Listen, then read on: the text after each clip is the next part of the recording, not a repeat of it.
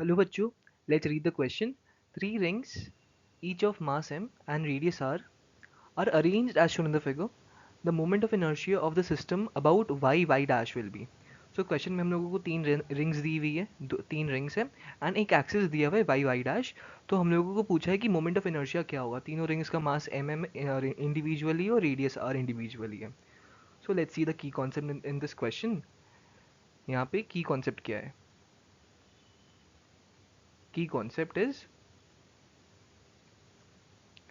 First of all हम लोग तीनों रिंग को इंडिविजुअली सॉल्व करेंगे और हम लोगों को दो चीज़ पता होनी चाहिए. पहली चीज़ है parallel axis theorem. Parallel axis theorem.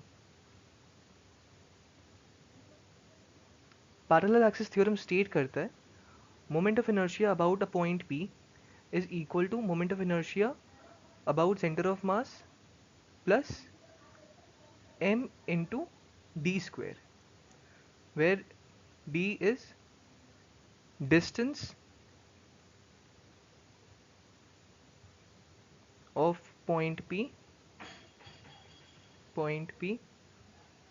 from center of mass, from COM, center of mass. So ये parallel axis theorem है and we will use this theorem only in our question. So let's solve this question. Question में तीन rings दी हुई है. We have three rings, so हम लोग mark कर लेते हैं. जैसे we have three rings, 1 2 3 and हम लोगों को ये एक्सिस दिया हुआ है. ओके, मैं इस रिंग को 1 बुलाता हूँ, इसको 2 बुलाता हूँ एंड इसको 3 बुलाता हूँ. We will individually solve for the three rings.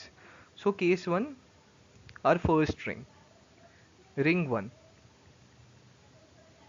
ring 1. Okay, so ring 1 अगर हम लोग बनाएं तो ये अपनी रिंग है एंड ये एक्सिस है. We have to find the moment of inertia about this axis only, y dash. इसका सेंटर यहाँ पे है. सो इसका तो एक जनरल फॉर्मूला ही होता है इन सब क्वेश्चंस के लिए. यहाँ पे अगर रिंग से पास करे तो इसका मोमेंट ऑफ इनर्शिया क्या होगा, I1 क्या होगा. I1 will be simply mr² by 2. इस रिंग के लिए तो mr² by 2 ही होगा. Now we will come across ring 2. Second case is ring 2. Ring 2. यहाँ पे ring 2 is somewhat like this. ऐसे है और ये अपनी एक्सिस y डैश है. ये रिंग का सेंटर है या सेंटर ऑफ मास भी बोल सकते हैं. Here we will use parallel axis theorem. Parallel axis theorem. Okay, so यहाँ पे moment of inertia I will be moment of inertia about centre of mass, मतलब axis passing through the centre of mass. ये अपनी axis है ICOM plus ring का mass into d square. D is the distance. ये जो distance है, ये जो डिस्टेंस है इसको मैं डी बोलता हूँ, जो कि basically equal to radius of the ring ही हो गया. सो ICOM जैसे हम लोग ने पिछले केस में निकाला वो तो mr² by 2 ही हो जाएगा. And D over here is R square, so M D mr square. From here I2 comes out to be 3mr² by 2.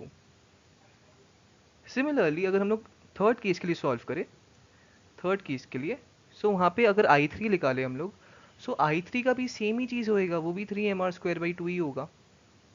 Just because अगर हम लोग डायग्राम ड्रॉ करते हैं, ये एक्सिस है y डैश एंड ये थर्ड रिंग है y dash and ये थर्ड रिंग है, तो सेम यहाँ पे भी सेम केस ही है.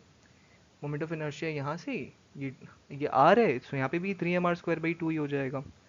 So from here therefore I total, yeah, total moment of inertia of the entire system of the three rings will be simply I1 plus I2 plus I3 about y dash. I1 कितना है, I1 है mr²by 2. I2 कितना है 3mr²by 2 and I3 is also 3mr²by 2. ये 2 होएगा by 2 and I3 is also 3mr²by 2.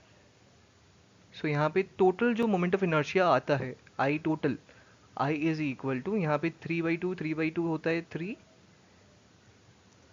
mr² plus mr²/2, जो कि होता है 7 mr²/2। सो ये है अपना net moment of inertia about Y Y dash. Answer is 7 mr²/2। So यहाँ से हम लोग मार्क कर सकते हैं option D 7 mr²/2, and we can write answer